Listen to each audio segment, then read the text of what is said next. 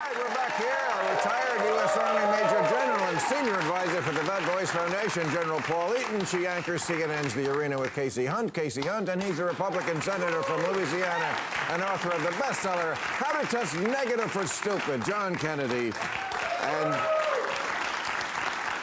our first question is directed to you from the people, John Kennedy. You write in your book that you've been a substitute teacher for years. What's your assessment of the state of schools and education today? Well, 2 points. Number one, I told Bill in the break, I'll say it again, if I ever piss you off, would you give me a chance to fix it first? Okay. Number two, I've been a substitute teacher for 15 years. There's a place in heaven automatically for any teacher in America. We're doing better, but we're not well. If you look at 4th and 8th grade reading scores and math scores, particularly in some states like Louisiana and Mississippi, they're doing much better. Other places they have plateaued as a result of the pandemic.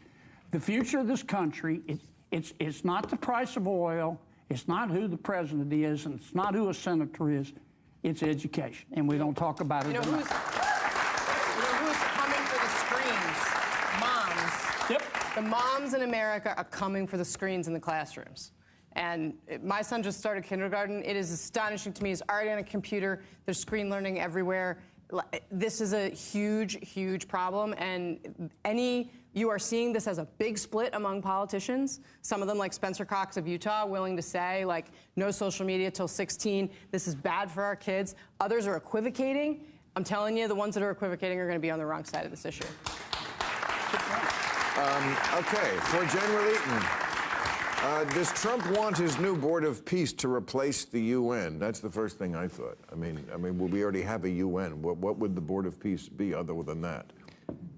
It is a replacement for the United Nations. And, you know, this whole specter of black helicopters and nefarious deeds that the United Nations is up to, as I mentioned earlier, I lived it with this young, great American medic who would not wear the blue helmet because his conservative family said don't.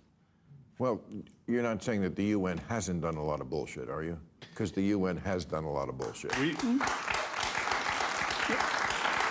No doubt about it. I mean, not just a lot of sexual assault claims against some of the people who are the peacekeepers, but, you know, things like endless amounts of sanctioning Israel when plenty of other countries are doing way worse than Israel has ever done, and they don't ever hear about it. So the UN, I'm not saying we should replace it with the Board of Peace, whatever the fuck that is.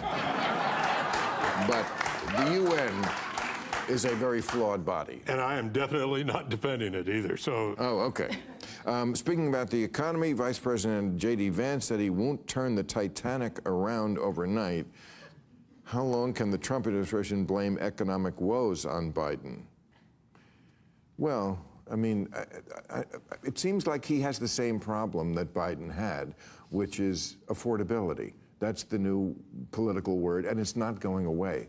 It probably got Trump elected, and it's probably going to, again, you're going to get your ass kicked in the midterms. You know that, right? When moms and dads lie down to sleep at night and can't, the thing they worry most about is cost of living. Yeah. And just telling them that they can't believe their own lying checkbook, right. It's not going to work. No.